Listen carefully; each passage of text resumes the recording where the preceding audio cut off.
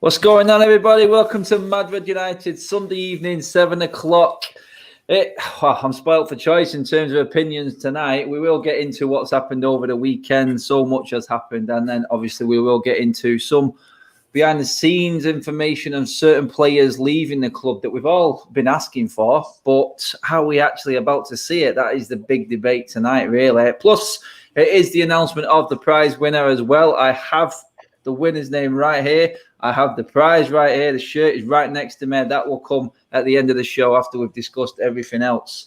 Like I said, I'm spoilt for choice in terms of opinions. I've got my guy Saeed there with me. How you doing, buddy? Well, not bad, mate. I just witnessed the other side of Manchester, mate. You know what I mean? Get absolutely thumped by Leicester. So it's not too bad. The house is quite quiet, you see. You know what I mean? I've got majority of City fans in my house, so it's a bit quiet at the minute. So I'm loving it now. That's it. I mean, we thought we were up, we were struggling, but dearie me, David, that was a bit of a shocking result for City today as well, mate. How are you, my friend? Yeah, I'm doing well, man. I'm doing well. I think the Pep out campaign can start pretty much any time now. So yeah. Oh, it's what's the name, isn't it? It's crazy how football works, Mary. But I think we'll get into this in more detail in a minute. But we're going to see one crazy season by the looks of it, Mary. But yeah. How are you, Mary? Have you had a good week? Obviously, yesterday was an up and down day for all of us. But besides that, 2 wins in a week for the Reds. Yeah, two not so great wins, but at the minute, we'll take anything we can get. Really, cling on to any hope. It is. It's an absolute crazy season so far. But I think the main topic that's come out of the season so far is penalties. My God, I mean, there's just the penalties every single game. It's like there's 2 or 3 a game going on at the moment. I mean, I don't know if you guys seen that one at Tottenham. It was another farcical decision. My God. Wow.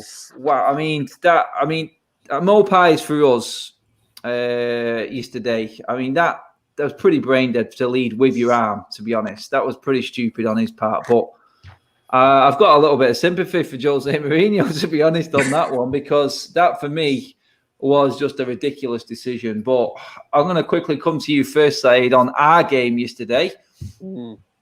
Mate, I'm just going to let you take the floor, pal, because I've not spoke to you, actually. So how did you see that? I'm going to touch on it, let everyone have their say. How was that for you yesterday, mate? For me, I thought it was poor. I really, really thought it was poor, mate, because, you know what I mean, the level of expectancies for United, I think people have forgotten about it. I think people have forgotten about that we need to control the game. You know what I mean? People have forgotten that Man United are always on the front foot. You know what I mean? Man United are always looking to go forward when they can do. You know, people have forgotten about the basics of Man United as a whole. Forget all about the match fitness. Forget all about, you know what I mean, the players haven't had much pre-season or whatnot. There's just basics in football, and the way the Man United are playing in a minute, it seems like they're poorly coached.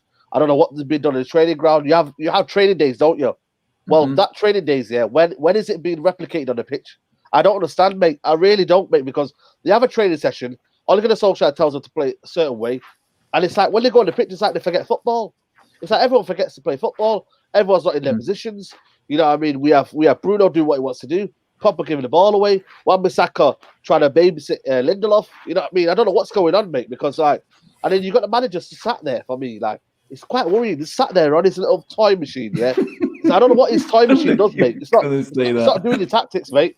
He's on his little toy machine when I'm on the touchline, barking orders to the players. Say, listen, let's get in this position. Let's sort it out.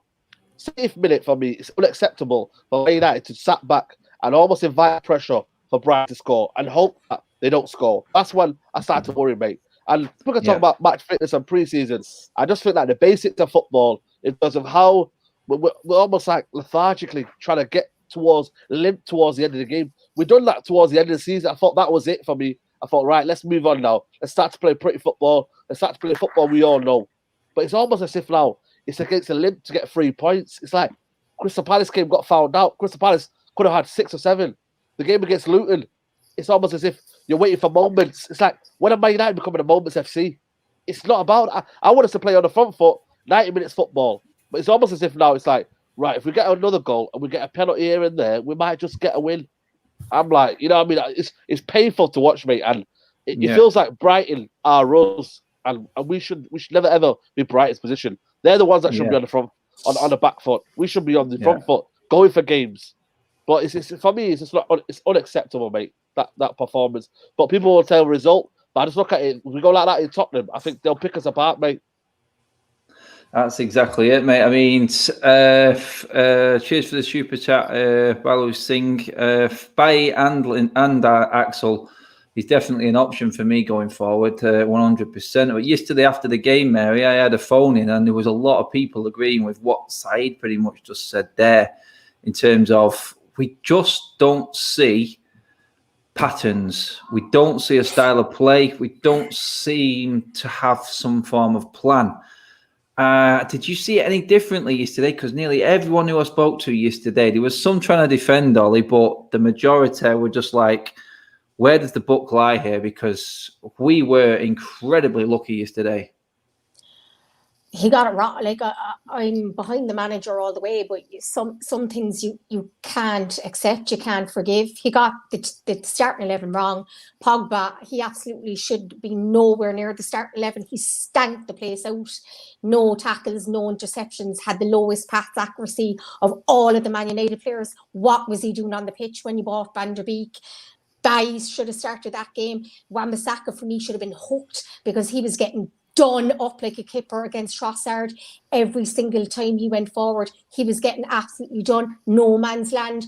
What was Ollie's in-game management? Because if we could see it sitting here at home watching the game, what was Ollie doing inside the pitch? What is Mike Phelan doing? What are Carrick and McKenna doing? Because nobody changed that for the whole game. There was no tactics. There was no plan. For me, I couldn't see nothing. We got outpassed. They had more passes than us in the entire game. Brighton, we made them look like prime fucking Barcelona. I'm swearing here because it was an absolute disgrace. This is Brighton and Crystal Palace, two teams that were fighting relegation last season, and we made them look like Bayern Munich, Manchester United, who I don't care about fitness and any of these.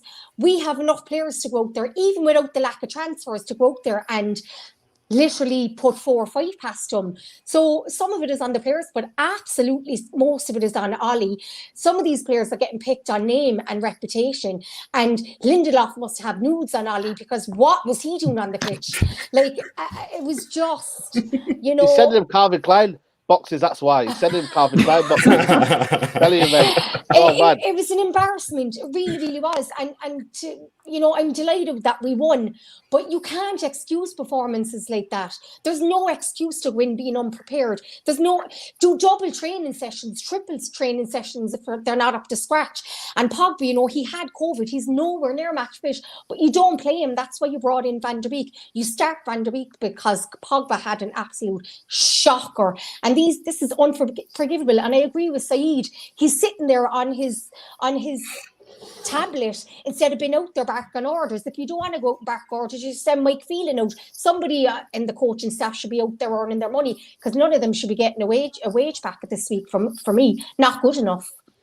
Yeah, Mary, well said. I believe that's one rant out of the way for tonight. Many more to come. And the people in the comment section absolutely loving that, Mary. But I mean, Dave, it's like you can look at it like Mary did there, exactly like Saeed did it. There was ways of changing that around. If we're looking at that coaching, there's 4 of them sat there, like Mary said. I said exactly the same thing myself yesterday. But sometimes when you look at it on the pitch there, mate, are we looking at a leadership issue? Because why is Wan-Bissaka not getting into his teammates and saying, lads, seriously, sort this out now. We need to be able to deal with this, because nothing went down their right-hand side. It was all down the left. And for Potter to realise that Wan-Bissaka is the weak link, which we have all been saying, and for us to not realise that they were targeting him mid-game, there's a communication and a leadership issue, and it's coming more and more every single game now, Dave, mate. I mean, I don't know if you've seen it any differently to what Mary and Saeed did, but I'm pretty much on their side with this one. I couldn't see it any differently. It just looked like we were completely out of ideas and we were holding on. No, nothing that Saeed or Mary just said I could ever disagree with. You guys nailed it. There's no question.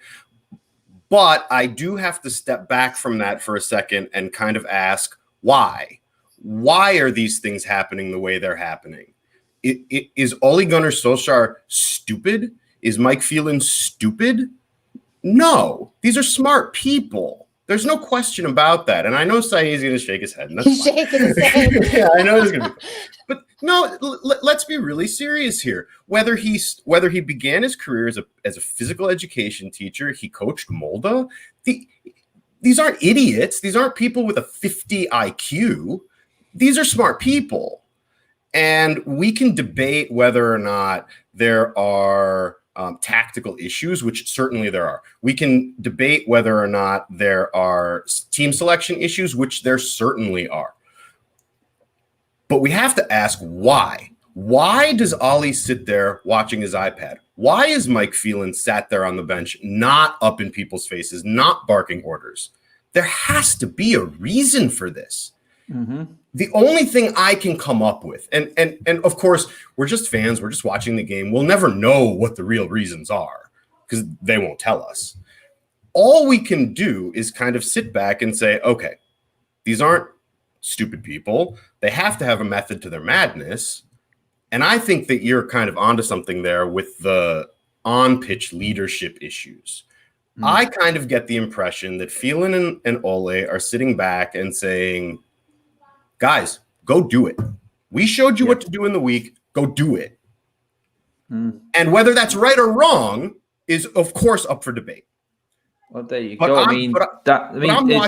Sorry to jump in there, mate. But Dan Kelly there with a super chat pretty much saying it there. Will any transfers change anything then? Because if there's no message coming across, will Sancho coming in? Because Dan's made a really good point there, mate. I mean, I come to you straight away on it, Dave, mate.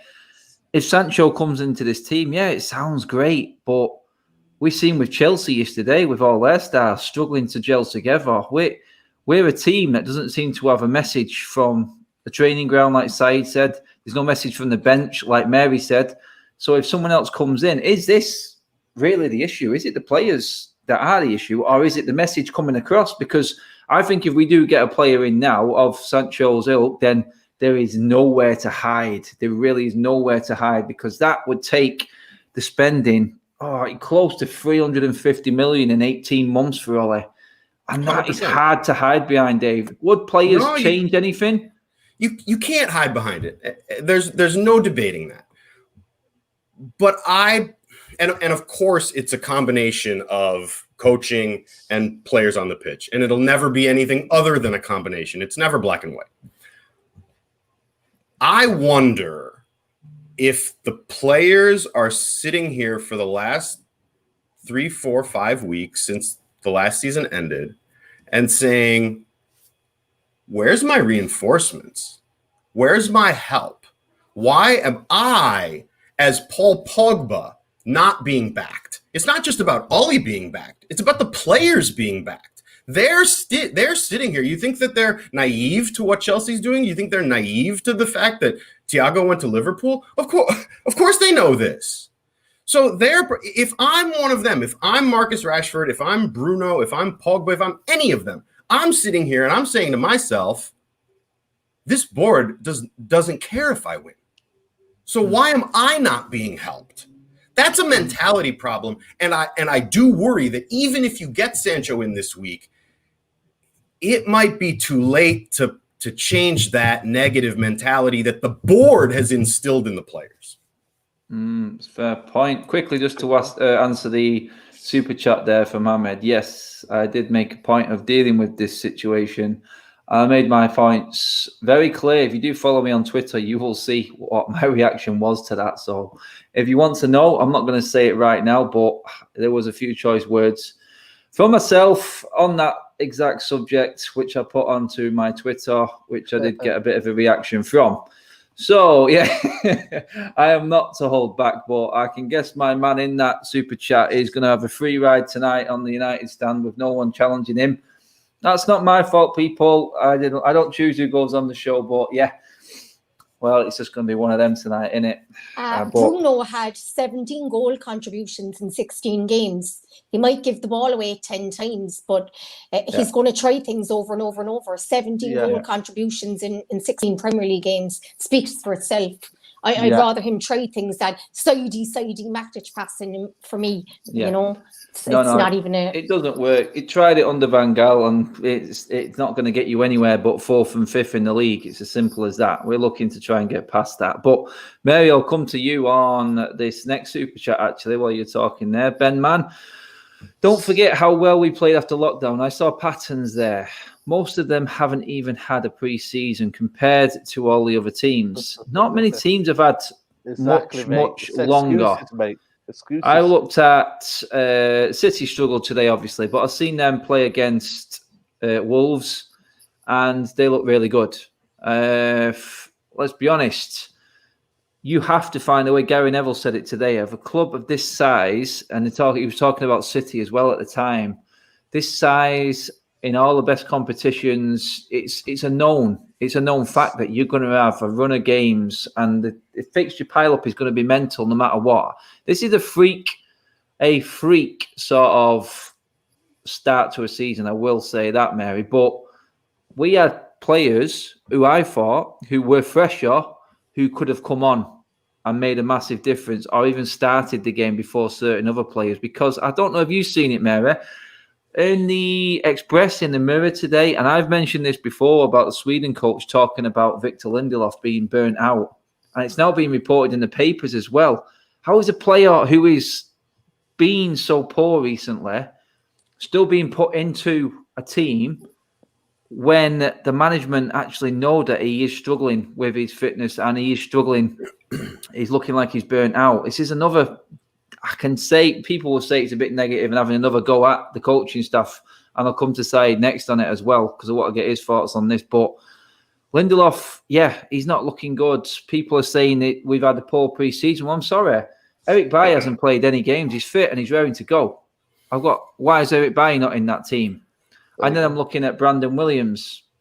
He could have come in. He wasn't even on the bench yesterday. Yes, so we don't know what's happening there. Then I'm looking at Van der Beek for Pogba. There's another player who was shocking, like you said, Mary. So I don't know if you've seen the reports this morning. I've mentioned it before, but if we've known about it and we keep playing him in every league game, we ain't got an excuse, I don't think. But is not even that he's burnt out. That performance against Crystal Palace was one of the worst defensive performances I've seen from a Man United player. And we lost 6-1 to City. Where's the repercussions for your poor performances? He should have been nowhere near the starting 11 yesterday. They could have targeted him easily because he is a weak link in our defence. And, you know, he's extremely poor in 1v1s, poor in the air, not quick. Really weak link in there. For us, he's lucky yesterday that Aaron Wan-Bissaka was worse than him. But even if he's burned out, he shouldn't have played because, you know, we can't carry passengers. You can't forgive some of those performances and they're still getting picked. And for me, it was unforgivable. He should have been dropped. He should have been dropped after that performance against Palace. And going back to, we didn't have a pre-season and stuff. It's not a good enough excuse. Those players should have been brought back early. They should have been brought in. Players were quarantining after being allowed go here, there and everywhere. They shouldn't have been allowed go. It was amateurish. They should have been told you're allowed go to these safe zone areas. You come back with 2 weeks to spare. We're back in training. Look, Bayern Munich, they got all the way to the Champions League final. And they're still hammering teams. Mm-hmm. You know, those excuses. Wolves looked really good when they played. Now, City beat them and they lost today, but both of those teams got as far as we did, and they've won games. They didn't look sluggish. City today got hammered, to be fair, but it's not an excuse. And if you have players, if you're bringing Van der Beek in, Bailly is fit. Ollie kind of hinted at playing him the other day and then didn't. I don't understand. And Brandon wasn't even in the squad. If you're watching that performance on Wan-Bissaka, he should have been hooked and Brandon should have come on at right back. He wasn't even on the bench. I don't get it. For me, Fred as well. Fred should be in and around that. He played well against Luton. He played well. He was the defensive midfielder in 2 of those Europa League games. Played excellent, very good legs, energy, tenacious, Why isn't he being given a shot as well?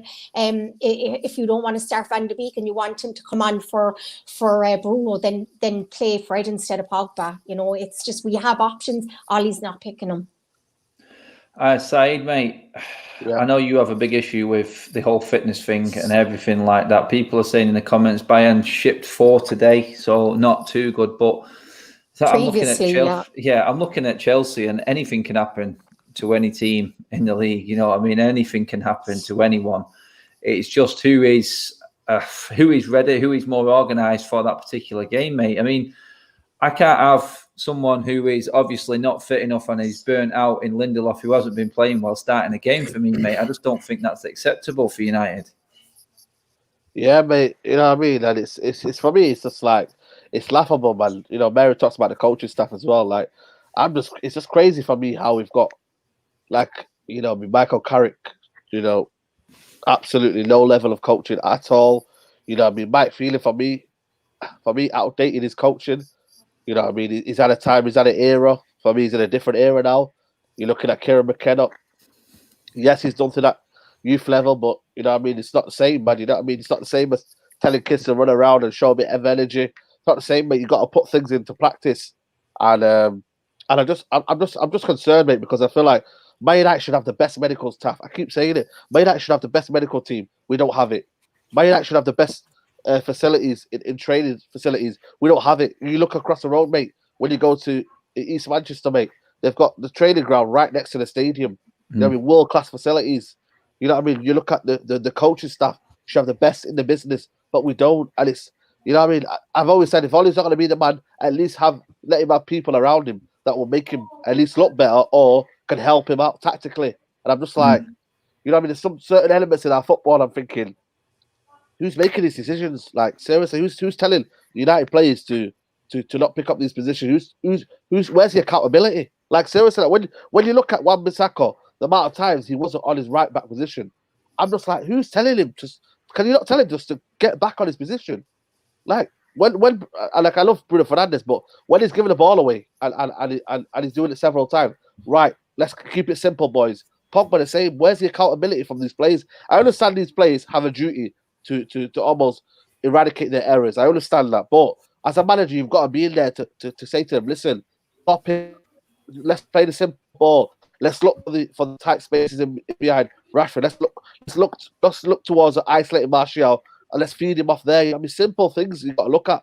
And I'm just like, for me, there's no accountability. And I'm just looking at thinking, the certain levels we're playing at right now, it will almost come back to a point where, for me, I understand results business. Everyone needs results.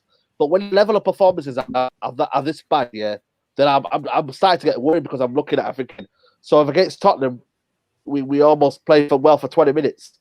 And then it's a case of, right, results business, but they get 3 goals in a matter of 10 minutes. Then you're thinking, wow, like, you know what I mean? You're out of the game. And then you can't rely on your performances, can you? So no, I'm more worried about the culture level, mate. The culture level for me is shocking, man. And Man United should be the best in business in all departments. We are an elite club, but we are not an elite club by name. That's it, opinion. Mate.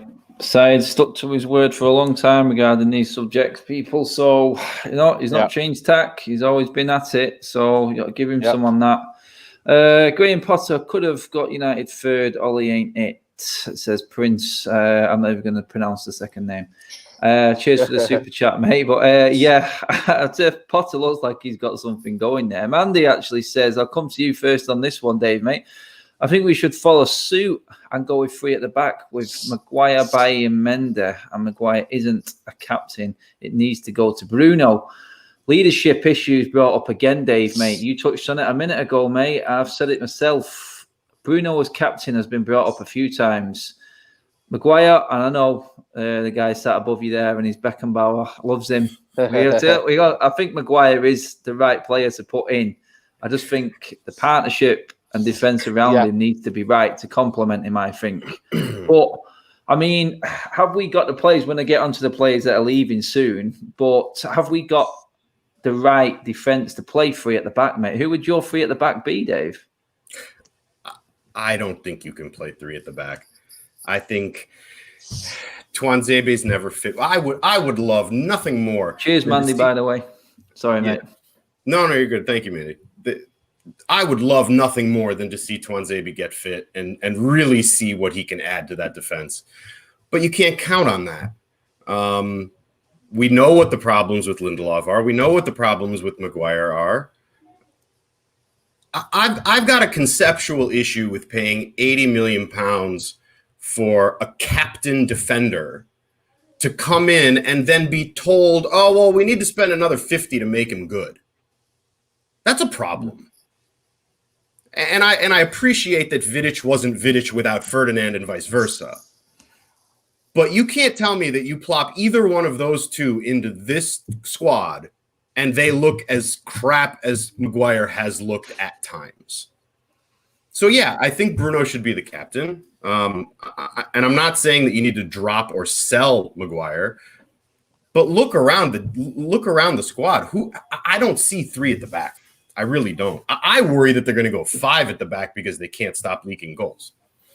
I mean, it's interesting that we're here doing all this critique, but then, like Leisha says there, Mary, we've lost 3 games in like 24 in the league. You know what? It's not horrendous, but how can we be so worried? Adam. Yeah. No, I agree with Saeed because some of the performances have been dreadful. This is what I'm about to say. How can we be so worried with a record like that? It says something to me that we're talking like we are and we've got a record like that. Yet every time we go into a game, we're worried about what the other manager is going to do. It's just there's something not right there. And no matter what the record is, it can be deceiving. It really can. I remember Mourinho being unbeaten for ages and we was nowhere near 4th. So records, every 20 games unbeaten. 20 games unbeaten. But is it possible that that's a case of 2 steps forward, 1 step back? All he's got to change. Listen, we can talk about him tactically on the pitch all we want, but in terms of understanding what United is, what is Manchester United, there's nobody else on earth who knows it as well as he does. Yeah. So I think that there's a component of it where what he's doing that is maybe even irreplaceable is the stuff that we don't see. Changing the culture, changing how he interacts with the board, which we all hate, and how he interacts with Woodward, which we all hate. But you didn't see any of that under Van Gaal. You didn't see any of it under Moyes, and you didn't see any of it under Mourinho.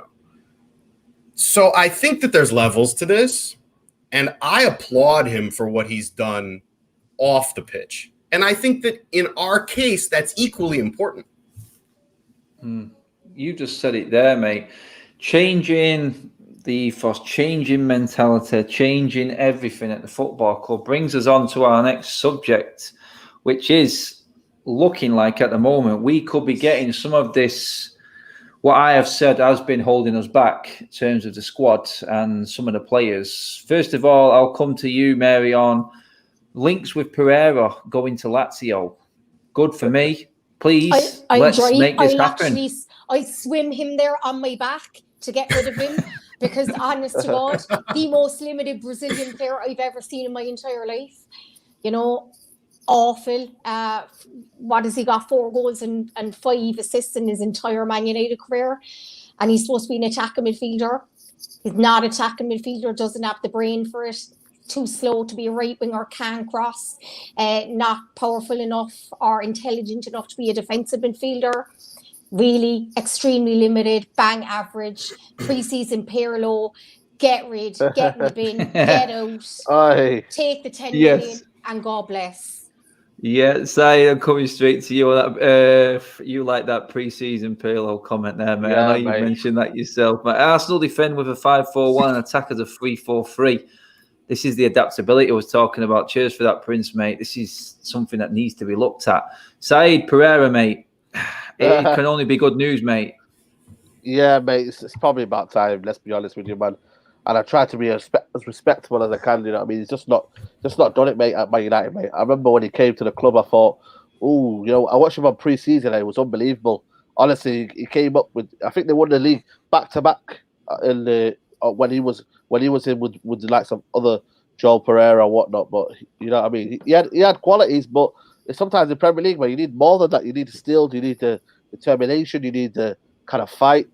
You know what I mean? And you've got to be results based, and he didn't back that. You know what I mean? Like Mary says, with the stats there, he couldn't back it up. And you know, when you see the likes of Harvey Barnes and the way certain players from the academy have come up and shined in, you know what I mean? You're looking at that, you're thinking, nah, not the greats, mate. You know what I mean? But then, you know, at Man United academy, apart from Mason Greenwood, has anyone really like come up and done it? Like, you know what I mean? Everyone's just been sold. You know what I mean? You're looking at Twanzebe, injury prone, Angel Gomez, you know what I mean? We're gonna give him a contract. You know what I mean? Fosu Mensah, not good enough.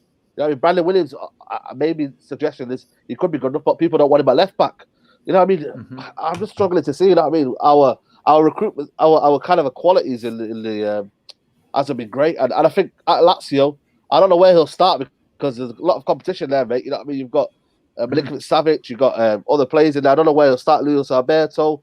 I mean, they've got a lot of players in there, but you know what? Good luck. And it's one of them, mate. It never worked out for him, man. And it's one of them we held on to for long, mate. Anyways, we did that, mate. I'm just thinking Pereira again.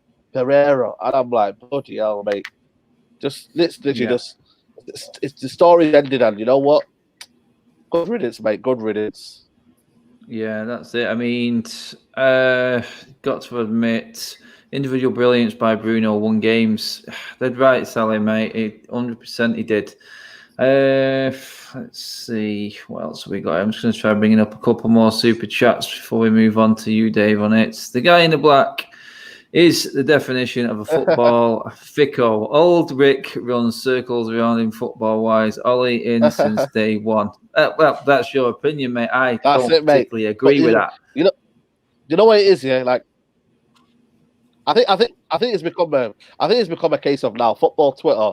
It's become a case of now you've got to agree with Ollie in terms of everything. Ollie in. Yeah. Ollie's the man. Ollie's this and that. And I feel like football is. We've moved on from that, you know what I mean? I think for me, if I was to see Ollie as the man, I'd want to say, you know what, we're improving, we're the style of play is improving. You know what I mean, we're trying. But I'm looking at it, I'm thinking he's got a level of players here that he's never had anywhere at his football level.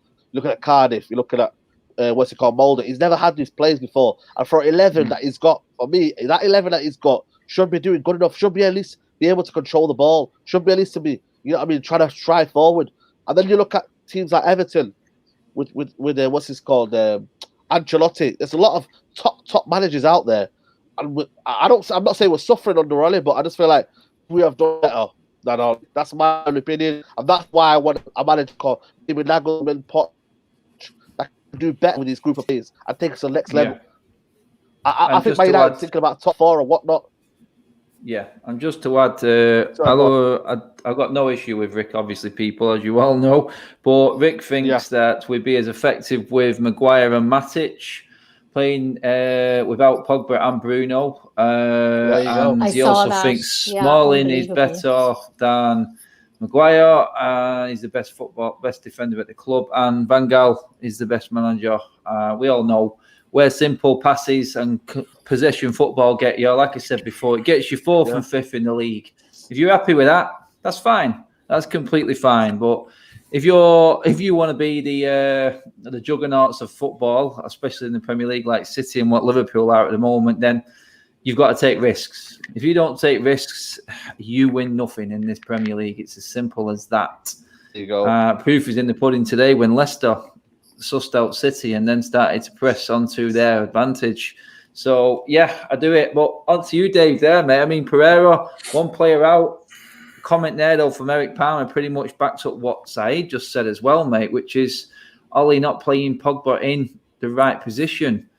I mean, that's a big one. I've said that all along, that Pogba should be further up the field. He does more damage there. He does us more damage playing where he is now, I think. And I think he'd do us a lot better if he was further up the field. But I don't know if you agree that Pogba should be further up.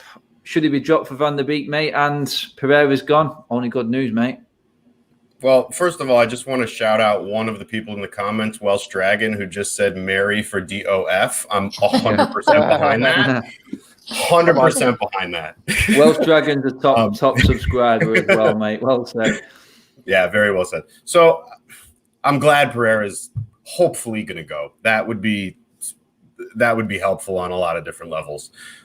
As far as Pogba, I've got trouble getting 100% behind that because this is exactly the same position Paul Pogba played when he won the World Cup. It's exactly the position that he played. But did they build that team around him? It's a national team. It's a little bit different. I thought that team had everything built for Pogba to shine, and that's why they won the World Cup. They had everything playing for him, I think, there. That's why I just think we need to pick a player that we want to build the team around, I think. There has to be a direction, I think, in that. There is someone as a leader in there. Or is there? Yeah. Is this where we can't build a team around a certain player and a certain style? So let's talk about that for a second. I'm gonna pull up my my article that I found this week because you're absolutely right. You have to pick a player and you have to build around them, but they're not building. Where's the ins? Where's the outs? Quickly before you go on to that, I'm going to hit these super chats quickly before you go on to that. So Mandy, as far as Upamecano and Koulibaly go, I think Koulibaly's dead in the water because no one's going to pay that money. Upamecano's next summer. It really is. I think next summer is the one. Yes. I'm 27. Let's see. Here's another one for the Twitter. Cheers for the super chat as well, Andrew, mate. We're not going unnoticed, mate. We're not digging you out or anything. I'm 27, don't even have a Twitter account. It's only 2 games. Relax, I'll laugh. So you think this squad can win the league? Paul won the World Cup as DM. What Dave was saying, do I think this team can win the league? No. I think they can close the gap, though. That's what I do think. I think we have, right now, I'd rather be us than City with massive, massive players missing. I tell you what, though, if Pep or Klopp had this team, how would you feel about it then? That's the difference, I think, what we're trying to get at. But I don't know. Time will tell when they get a bit fitter. Yes, I understand that totally. 2 games in, yes. But like I said at the start, it looks like it's going to be one crazy, crazy ass season with the results that are going on at the moment. But Dave, just take it away, mate, on your issue with, obviously, Mr. Joel. I'm going to guess that. Yeah, well, let me just respond to what you just said really quick before I hit that.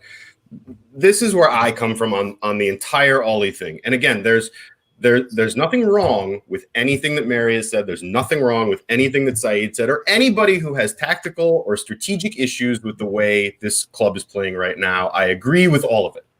However, would Poch be backed by the board? No. Was Mourinho backed by the board? No. Was Van Gaal backed by the board? No. Would any of them win the league without being backed by the board? No. So we can sit here and talk about, yeah, maybe they would have won this game against Palace. Who cares? You're not winning the league anyways. If the board's not backing the manager, you're not winning the league, and it really is as simple as that. So I come to my point. After the financial collapse in the late 2000s, Joel Glazer bought a sprawling mansion in Bethesda, Maryland for $4.695 million. At the end, that was in 2008. So that's at the end of the financial collapse. So home prices are low. You're thinking, okay, you're going to get a deal on a nice piece of property. Anybody, whether it's a high end or low end, whatever. He buys this property for $4.695 million. And then turned around and sold it 4 years later at a loss. This guy's a moron. It's not a question of spending money. It's like I said last week. It's a question of spending money intelligently. Yeah. Right, exactly. And that's where I fall on it. If you're not going to back the board and you're going to make if the board's not going to back you and you're going to make stupid decisions, it doesn't matter if it's Poch or the reincarnation of Sir Alex himself. Okay, maybe that's not true. But you understand my point. I do understand it completely, yeah. I mean, Mandy's just come in with another super chat. Mandy, thanks. The beers are on you tonight, my dear. Ollie has a good man management and building the team well, but his tactical nous leaves a lot to be desired. If we want to get back to the top, it's a fair point. It is. I understand what Dave. I just want to touch on what Dave has said there with no one being able to succeed with what's been given to them by the owners. I mean, the problem I've got is I've spoken with Phil Brown on this. He is full on Dave's side of it in terms of the Glazers. Ed Woodward can only do with what the Glazers give him in terms of what money he can spend. But my issue with Ed Woodward is if you spend 1.2, 1.3 billion over a spell of 8 years, is it now? 8 years since Ferguson left, having taken charge of a championship winning side, the Premier League champions, 1.3 billion. How has it gone so wrong? That's my problem with it. That is my ultimate issue with that. I'm totally behind the Glazers and Ed Woodward not backing the managers at the times when they should and not hitting the targets. Like Van Gaal said, and that's the biggest thing I back Van Gaal up with. It is a case of they don't, for the money that they make, this being Manchester United, do not get their first target. They don't even get the second target. We end up getting the third target. I've got an issue with that. I'm not even going against that. That is it. But the thing I cannot let go is that we were champions, and since champions, we've spent 1.3 billion, and we can't even be comfortably in the Champions League places. There is a big issue somewhere there. Mary, I mean, I'll come to you on this one. That is something I can't let go. I mean, I don't know how you see it. I mean, are you with Dave on the fact that none of the managers are being backed properly? Or is this more of a problem that altogether it's been completely mixed up and lost in how much money's been spent, that each manager is struggling to pick up from the one before? This is what happens when you don't have a director of football. This is what happens when you have clowns. Are you applying for the job again, Mary? This is what you're doing. A day because I wouldn't last a day because hashtag Mary in. These numpties, they're not footballing men. And then you have, Moyes signings are still there. Van Gaal signings are still there. Then Jose wanted to get rid of Van Gaal signings. And, Ollie's only signed, 4 or 5 players. It's still not even his team. Plus, he's not been backed. Plus, he's lumbered with all of these players that weren't his players, that were 3-4 managers, other players. At least if you had a director of football and a style of play and a structure, then you could say, right, we're going to get this player in, these players out. We wouldn't be stuck with all these deadwoods either. We wouldn't be struggling to get rid of Lingard and Smalling and Romero and Rojo. We wouldn't be signing Pereira on a new 5-year deal. We wouldn't be signing Phil Jones on a new 5-year deal because it's cheaper to keep them than to sell them. And then you don't want to deal with the hassle of ringing up agents and ringing up clubs to get rid of them. That's a director of football's job. That's how a proper club is run. And to think that one of the biggest clubs in the world doesn't have one, and you have a clown in a suit running the club thinking it's football manager, and then Matt Judge not answering his phone. I mean, it's just, it's laughable. It's an absolute farce. And Ollie, while he's not blameless, he is doing this with one hand behind his back. And I do agree, it doesn't matter who comes in. We saw Jose Mourinho, who won everything, fail. We saw Van Gaal, most experienced manager probably in the game, fail because they were left buying the wrong players. They were given money. They were given lots of money to spend. The wrong players, not their first choices. So they might as well cut the 1.3 billion and flushed it down the toilet. Absolute biggest waste of 1.3 billion I've ever seen in my entire life. Well, if you go off Dave's logic and how the Glazers work, that sort of marries up right in there. Complete money wasters. We've just just gone over 1,000 views in the room as well. People do give the video a share, like the video, and go for it. Spread the word because the announcement for the winner of the new United shirt is coming up towards the end of the show as well. We've got a bit more to get through. I'm just going to get a couple of super chats before I come up to Saeed with one, actually. I don't know what people are watching, but Pogba wasn't playing in a 2 as a CDM for France. Remember, Kante and Matuidi were in the team. He was playing as a compact 3 midfield with 2 CDMs. God, some of the subscribers and the watchers have great knowledge of the game. I absolutely love coming to the comments just to get clarification on loads of stuff. But quickly, next one. Just try and get through as many of these as I can. Saeed looks really tired. Hangover? Did you out last night, Saeed, mate? Nah, nothing, mate. Honestly, you know what I mean. I think it's just the cold weather, mate. It's just crazy, man. It's just like 1 minute it's sunny and you think I'm evil, and then you come home and it's raining and it's like bloody hell, mate. You know what I mean? So I've just been caught with the weather, mate. That's all. But thanks for letting me know. Thanks for watching out for me. It has dropped. It has dropped dramatically. I'm just checking. I think there was one more. Yeah, Eric Palmer. That was the one. Mate, Declare. Ollie has a lot to learn tactically. Parking the bus with 10 minutes to go plus overtime. Only give the opponent time to attack with our brilliant defense.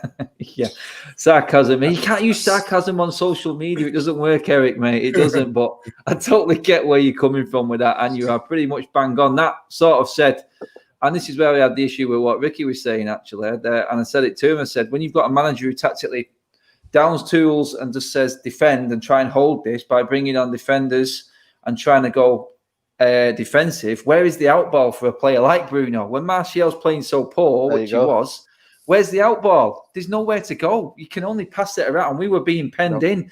So there is no simple pass. It kind of defeats the argument.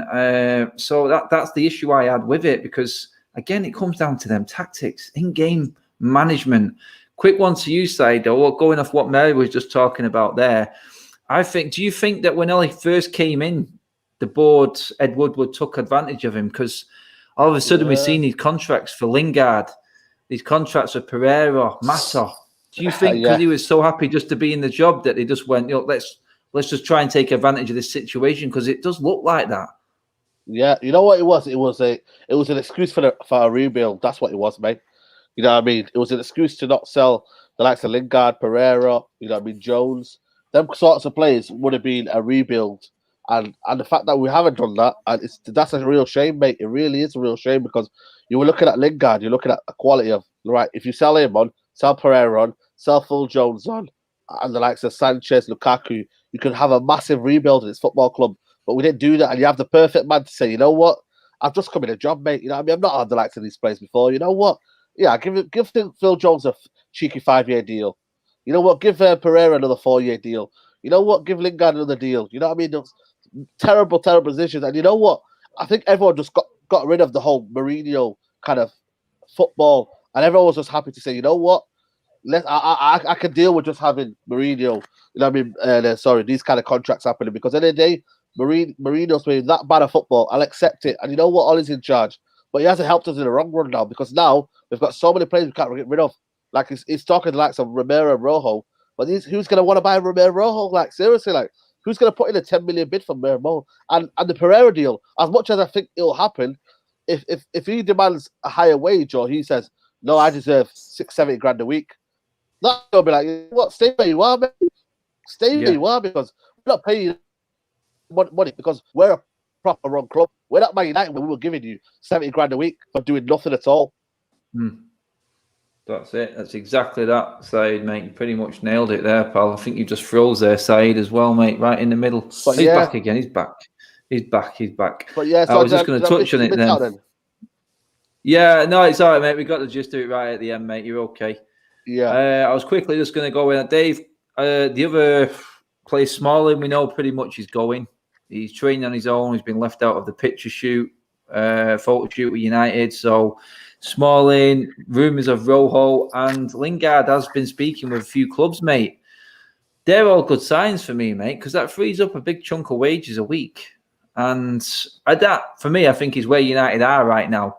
They're not overspending and spending for the sake of spending, because they've seen that this is what's caused the issue we've got now. So all four of them, Said touched on Romero there as well. The only worry is, like what Said said, though, mate, if they start demanding wages, and this is what, for a fact, Romano's backed this up and said, this is what's holding up the Smalling deal, is wages. Said nailed it, mate. If the club can't afford it in the climate it is now, then we could end up being stuck with these players forever and a day, mate, until they end up becoming free agents. And then, like you said again, we will end up losing money. The Glazers will lose money again, like they seem to do with every venture that they do. That's the problem. And, you know, again, to kind of go back to what I was saying about how Ollie's actually done, in my opinion, a very good job of helping to reestablish the real United culture at the club, which has been missing for so long. And I think that's what really, if we look at this from a sociological perspective, that's what really bothers all of us, right? Whether you're Ollie in or Ollie out or this or that or the other, what really bothers all of us and does unite all of us is that we miss that United culture. That's what we want. Right. And let's face facts. Sir Alex won games like we won yesterday all the time. They played poorly. They didn't have an attack. And then they nicked one at the end and won a game. You don't hear people complaining about that because he would go out and win trophies. So reinstalling that culture is the most important thing for me. And I think that he's done a very good job of starting to do that. Now, you have to get backed. He's not being backed properly, so that's going to continue to be an issue. But if we're looking at it from that perspective, you have to get these players out. And without that continuity that a director of football, like Mary was saying, without a director of football, that continuity isn't there. So I do wonder if we want to really nitpick, what's Ollie doing on that iPad during the games? Why aren't they on the touchline?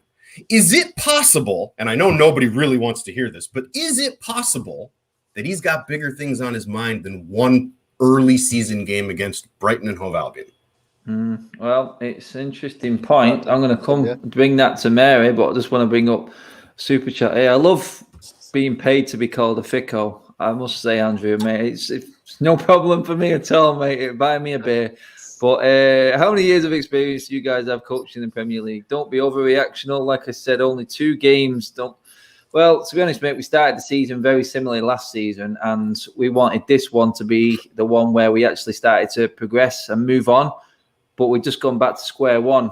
Well, the club hasn't changed. The squad hasn't changed. It's the same squad. It's the same team, so it's not reactional. It's not reactional at all, because we've seen this happen with Crystal Palace with a full pre-season last season. Do you know what I mean? We then seen us completely fall off from after the first few games. And it's the same squad. So what'd you expect? For me, the same result. Yeah. For me, football has always been a reactionary game, mate. You know what I mean? You're looking at it's 20 games, it's 20 teams, sorry. You know what I mean? Rivals, you know what I mean? You got the media, you got coverage happening. Football is a reactionary game because you always want your team to win, regardless. So football is a reactionary game because you got fans giving you a ban, you've got loads of things happening around you. And yes, it's a 38-game season. I understand that, but football as a whole is emotional. So it's going to be reactionary. You know what I mean? When you lose, you're going to moan about it because it's your football club. You know what I mean? It's the thing you love. You know what I mean? So it is going to be reactionary. And obviously, when you try to simmer it down, so I mean, say on a Saturday or Sunday, we're like maybe moaning and whatnot. We're being like, you know, trying to see things how it is. Maybe on a Wednesday, Tuesday, Wednesday, we'll start saying, you know what? Okay, let's build on the next week. Then it starts to be positive. You think I'm not always negative after a game, but when it comes down to Thursday, Friday, and I do my match preview, I'm like, you know what? Let's assess this game against Tottenham. Right, Son's not playing. Right, let's be positive here. You know what I mean? Maybe we could get a result here, and I'm confident maybe I'll win. But when you see the game, and then when you see how it's gone on, and you see Brighton have more possession than you, then you start to see football the way it is. And then you start to say, you know what? This ain't good enough, mate. It's not good enough. That's it. I gotta jump. I gotta ask one question. Quickly, I just want to say, Yazir, cheers. I love the optimism, mate. I'm loving that, mate. I love anyone who comes out and is, like I said, we're all fans together in this. We are fickle at times. Well, all the time. I'm not going to lie. It's just what football fans are. Like Said said, then we're reactional because we're watching it there. And then if we see someone miss an open goal, I'm not going to go, oh, never mind. I'm just going to slaughter him because he's paid a fortune to do that job. So it's one of them, innit? It is what it is. We are fans. It's a fan channel. This is what we talk about. We see it from the sidelines, and we see Ole not doing what Pep does with his team on the sidelines, what Klopp does with his. We're looking to the higher level of management, and we want to be up there competing.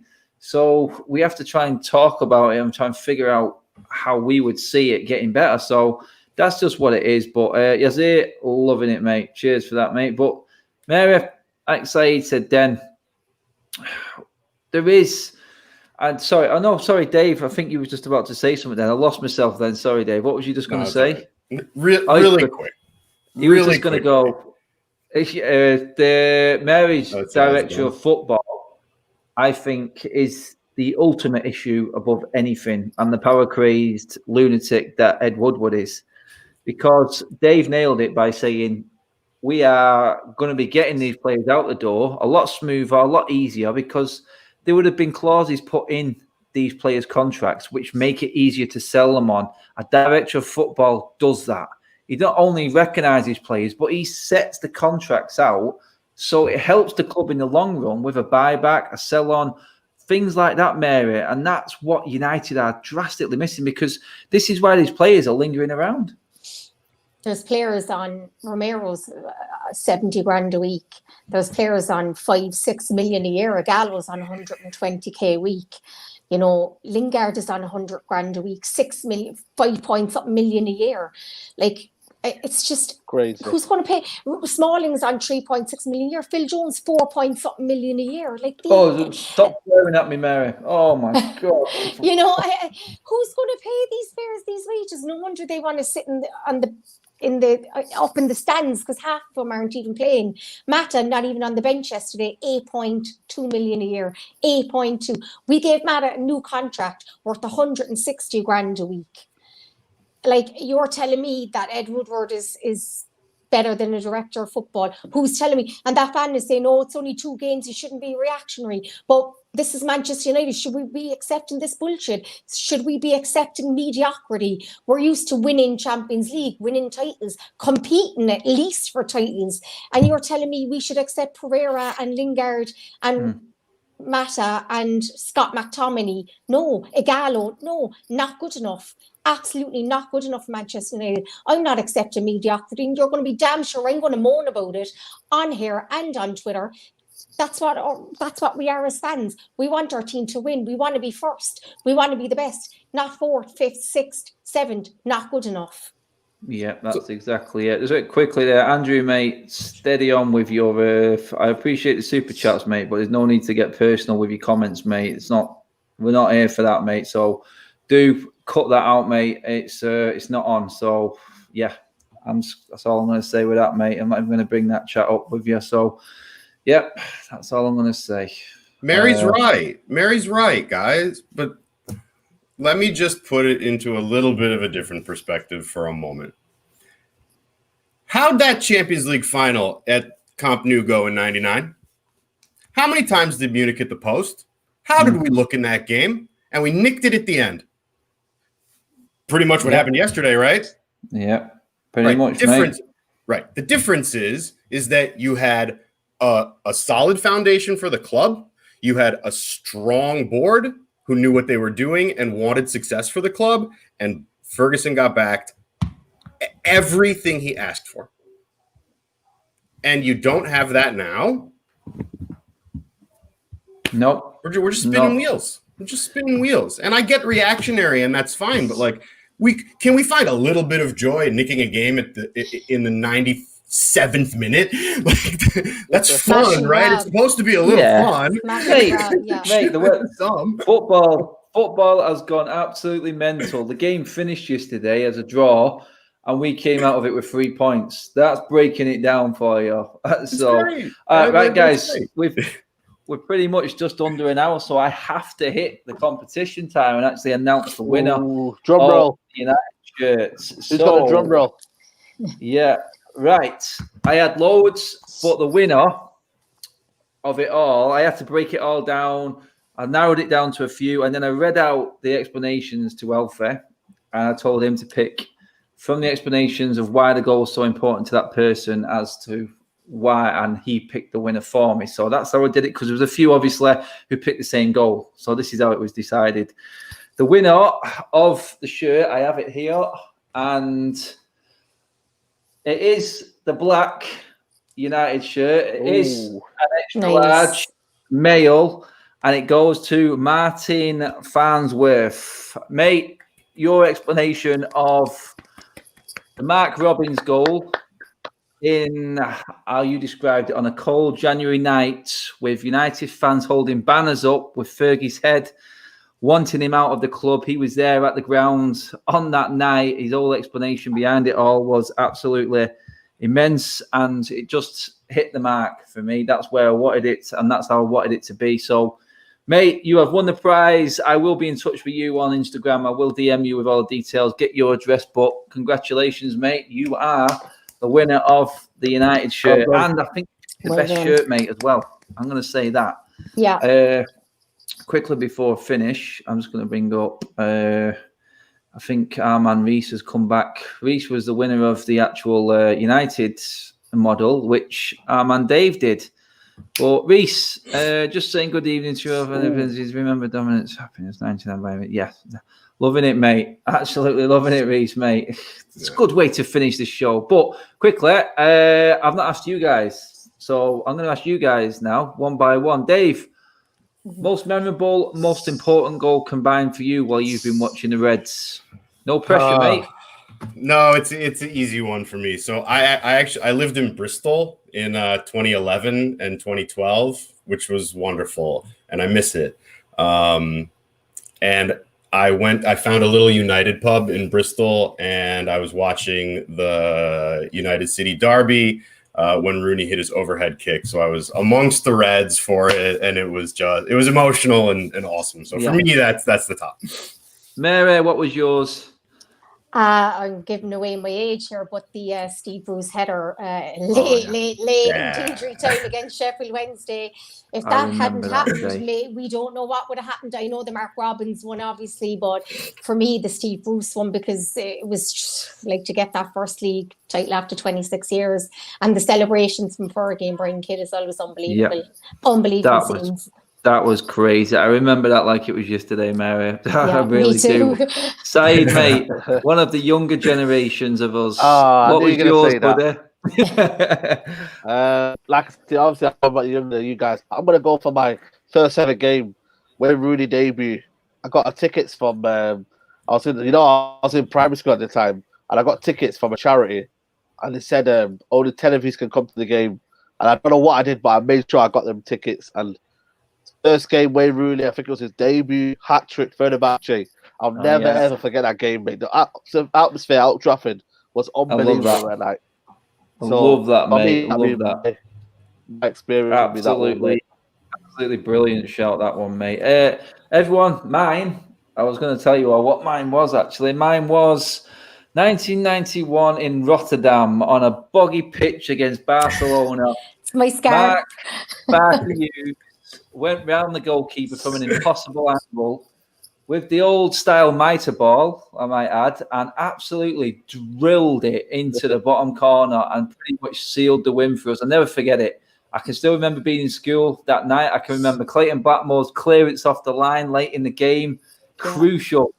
That was, you've got to watch the highlights back from that game and and you will fall back in love with football again. That was an epic game. That was men Mark Hughes. playing football. I absolutely love Mark Hughes. I know he gets and from United fans. He stole the first one off Steve Bruce as well, which was a proper striker. He nicked it off the line.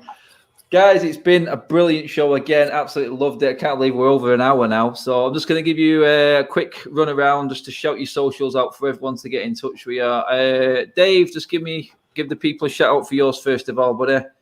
Yeah, I'm at Stadiums for Ants. You can follow me there to see all the little models of all kinds of football grounds that I'll be building. Nice one. Mary, give the people a shout out. Mary's moving from strength to strength with her channel. I know it's an all-woman's channel, but I've still not had my special VIP invite yet. So not yet. Maybe for a 10K video, but we're an all-new female Manchester United fan channel, She Devils United. Come check us out. Definitely do that. It is brilliant content on there as well. And all the girls have some amazing views on a lot of United subjects. Saeed, mate, as if everyone didn't already know, the man over 20K now on his channel. What is it, mate? Tell the people. United Central on the YouTube. Man, we're just, like I said to you, just on a journey and just keep it going. You know what I mean? But yeah, man, big up for having me on again, man. Big up. No worries. Anytime, every week we're going to be doing it. Saeed, I'm on his channel. He's on my channel. We've got loads of stuff coming up with a load of other people as well. So United Central, do check him out. She Devils United, give Mary a check out on that one as well, and all the socials that link with that channel. And obviously, Dave, Stadiums for Ants. Ibrox is done, mate. Yeah, Ibrox is done. We're going to actually announce. I got invited onto a Rangers podcast for later this week, and Wow. we're going to announce which charity it's going for.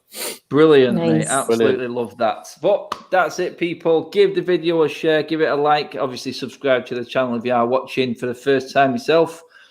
It's been emotional. The prize has been given out. Congratulations on that. Everyone has been bang on with the comments tonight. Everyone in the comment section, super chats, everyone, thank you. I will see you in the week where we have got Brighton again. Oh, God. Will it be as crazy as last time? I don't think anything can compete with that. But for tonight, that's it, people. I will see you soon. Have a good one. Bye-bye.